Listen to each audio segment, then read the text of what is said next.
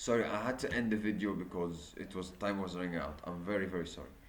But like I said, Vinicius. I remember Granit Xhaka years ago for Arsenal. He was doing a similar thing to what Vinicius Junior did in El Clasico, and he never apologized for it. That's why he took like a couple of games for him to come back and play, whereas Vinicius Junior quickly apologized.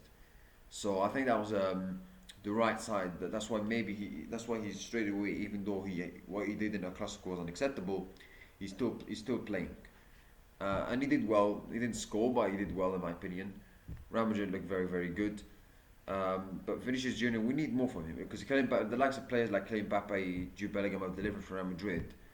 But Vinicius, where is Vinicius? He's not delivering. He's not delivered enough. He's not been the same Vinicius that we all know for the last 12, 18 months. So he needs to get back to his best.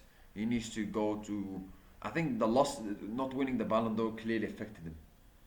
He needs to forget about losing the Ballon d'Or and focus on, performing well, performing well, back to being his best. So yeah, that's the most important thing. But Real Madrid, very very good, and they increased the gap between them and Villarreal 7 points and to Barcelona 8 points, but they still have a game to play. Atletico Madrid very comfortable win for them as well as they beat Sevilla 3-0. Goals from Griezmann, Almada and Julian Alvarez. Serie A, Juventus win their first game in charge with Luciano Spalletti.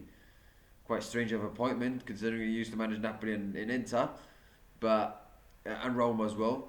But Juventus win 2-1.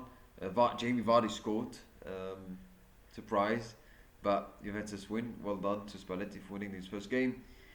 Napoli drew 0-0 with Cesc Fabregas Como.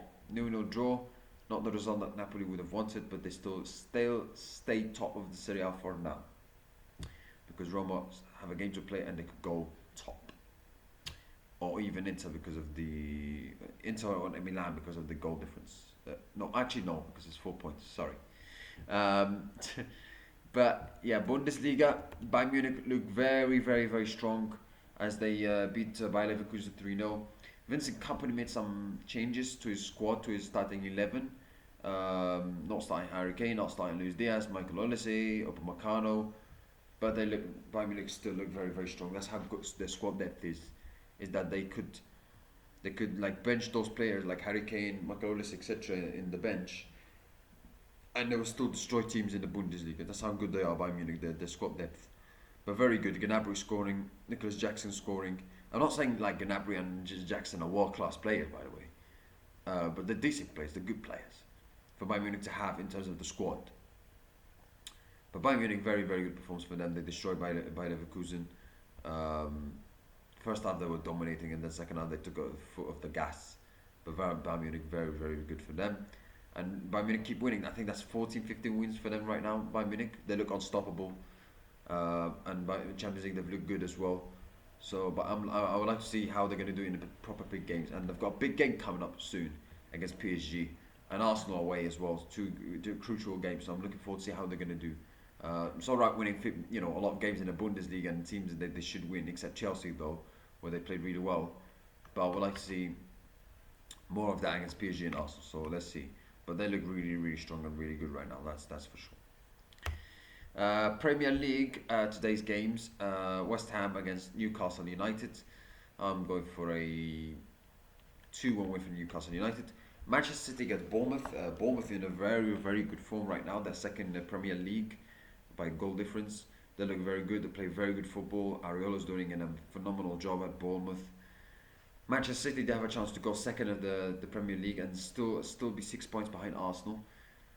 They've been a kind of an up and down form this season in the Premier League for Manchester City. Up and down, not the best, and they've not been at their brilliant best, Manchester City. But they've shown some signs that they can improve from last season. But still, there's a long way to go, so it's yet to be seen yet.